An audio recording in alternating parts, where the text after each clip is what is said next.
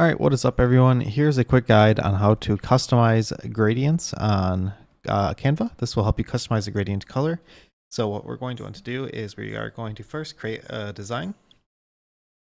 Then we're going to click YouTube thumbnail, and then we're just going to add a background.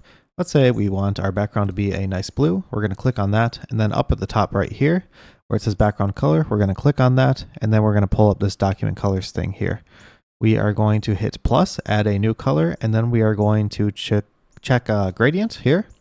And let's say we want our light blue to turn into a, how about a yellow? Right here, we just click that and we add those two colors, and now we have a gradient. We can also choose which colors, which way they are styled, and we can also add a third color to it. If we want 3 different colors in the gradient, now we have 3 colors and our background looks great. So yeah, that is how to change gradient colors or add custom gradient colors on Canva. Do not subscribe to me, but have a great day and leave a like and comment for the algorithm.